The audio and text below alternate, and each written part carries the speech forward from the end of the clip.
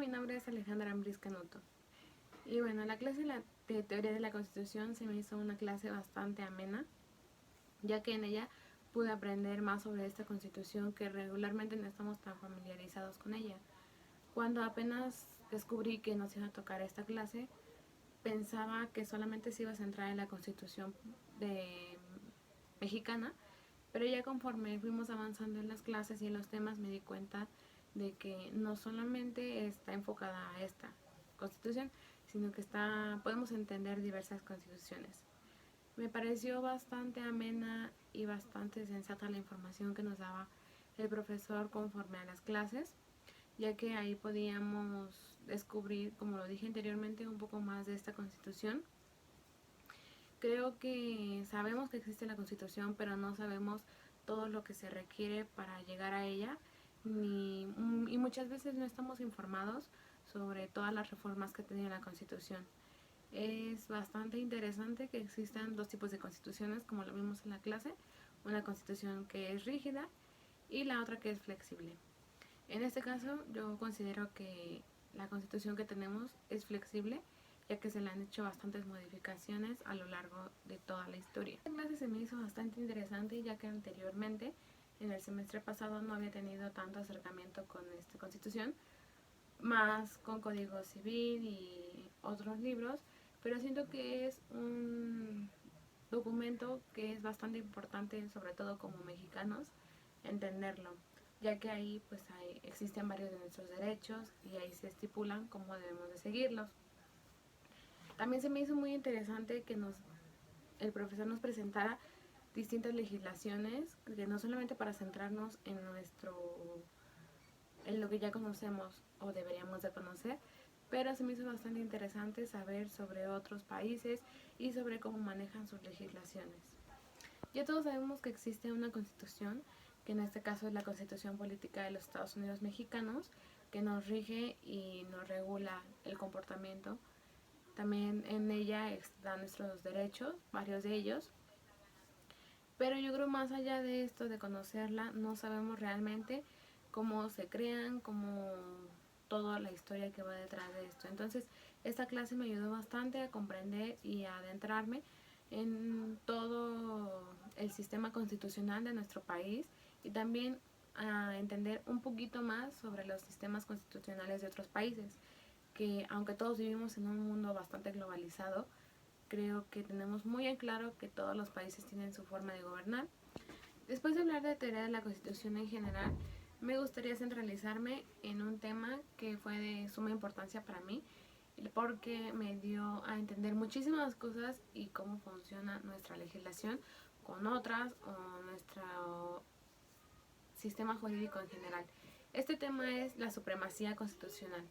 En pocas palabras, la supremacía constitucional es una característica inherente a la Constitución, y esto es que la Constitución siempre va a tener un gran poder sobre todas las demás normas, que es como la conocemos de otra forma, es la ley suprema. Esto es porque esta Constitución viene del poder constituyente, que es la voluntad del pueblo. Con este tema viene otro, que es la pirámide de Kelsen, y a mí me parece bastante interesante esto, ya que como en todos los lugares siempre debe de haber alguien que lleve el control o alguien que tenga mayor jerarquía que otras personas para evitar un desorden, en este caso un desorden jurídico. Como ya sabemos, la Constitución es la ley suprema.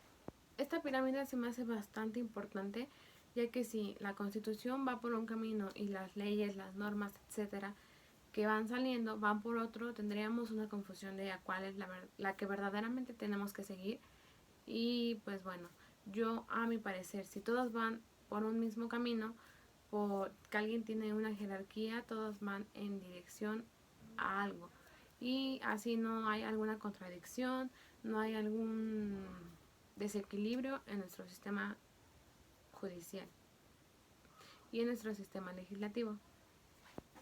Cuando yo comencé a ver este tema, la verdad es que no sabía en qué posición estaban los tratados internacionales. Y bueno, para esto nos llevamos al siguiente subtema, ¿Qué es la posible contradicción entre las leyes constitucionales y los tratados internacionales? Bueno, todos los países tienen distintas formas de pensar, distintas formas de gobernar, distinta historia, y esto lo hace todo esto en conjunto a lo que hoy en día es el país.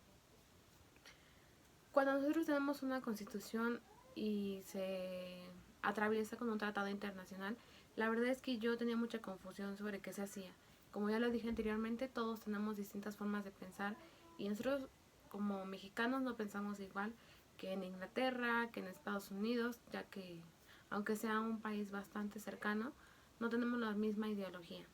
Como se mencionaba en el video de la supremacía constitucional, es algo bastante importante que todos sepamos que esa supremacía es interna, no necesariamente y no puede trascender a más allá. Porque si lo analizamos, como ya lo mencioné bastantes veces, todos los países tienen distintas formas de pensar. Al momento de que nosotros encontremos una forma distinta de llevar la legislación, podría haber muchísimos conflictos. Entonces, esto que nos mencionaba en el video, cuando un tratado internacional y una constitución chocan, esto ni un tratado internacional puede modificar una constitución y viceversa. Entonces, yo creo que es bastante importante que cada país tenga su decisión de pertenecer o no al tratado conforme a lo que ya está escrito en su constitución, conforme a sus pensamientos y todo lo que va a involucrar pertenecer o no a este acuerdo. Es importante recordar que existen dos tipos de estados. Por un lado está el estado que solamente su órgano legislativo es un grupo de personas y no está dividido. Entonces estos mismos se encargan de crear las leyes y de intervenir en los tratados internacionales con otros países. Entonces aquí existe una muy pequeña probabilidad, o incluso es nula, que exista esta contradicción en la Constitución y en los tratados internacionales, ya que ellos mismos se encargan de armonizar lo que es interno con lo que es externo. Pero este no es el caso de México. México en su órgano legislativo está compuesta de dos cámaras. La primera es la que se encarga de las cuestiones internacionales que conllevan los tratados internacionales y los acuerdos con otros países, y las dos cámaras se encargan de la creación de las normas. Entonces aquí sí podría haber una contradicción entre estas dos cámaras. Y bueno, respecto a este tema tenemos otro subtema, que es la inviolabilidad constitucional, que esto está marcado en el artículo 136 de la Constitución Política de los Estados Unidos Mexicanos, al cual voy a dar lectura. Dice artículo 136, esta Constitución no perderá su fuerza y vigor, aun cuando por alguna rebelión se interrumpa su observancia. En caso de que por cualquier trastorno público se establezca un gobierno contrario a los principios que ella sanciona, tan luego como el pueblo recobre su libertad, se restablecerá su observancia, y con arreglo a ella y a las leyes que en virtud se hubieren expedido, serán juzgados así los que hubieren figurado en el gobierno emanado de la rebelión, como los que hubieren cooperado a esta. Como ya está mencionado en este artículo, la Constitución nunca va a perder su fuerza ni su vigor. Ante cualquier situación, la Constitución Política de los Estados Mexicanos es la ley suprema y a la que todos los tratados internacionales, con los que tengan acuerdos, a todas las normas, las legislaciones, etcétera, deben de ir conforme a la Constitución Política, salvo en casos en donde el poder sea tomado por personas que vayan en contra de ella, pero ya cuando se restaure otra vez el nuevo orden, ya serán juzgados dependiendo de esta. Entonces, en conclusión, esta materia me sirvió bastante para aprender y para ir más allá. No solamente que tenemos una constitución y que esta nos legisla, para entender un poquito más sobre los procesos que se llevan, los tipos de constituciones, y la verdad es que no tenía muy bien puntualizado todos estos temas, pero me ha ayudado bastante. También a entender un poquito sobre las constituciones de otros países, la forma de legislar, porque realmente a veces conocemos y sabemos que tenemos ahí una constitución, pero no tenemos el tiempo de leerla ni de investigar cuántos cambios la han hecho, todo el origen, etcétera.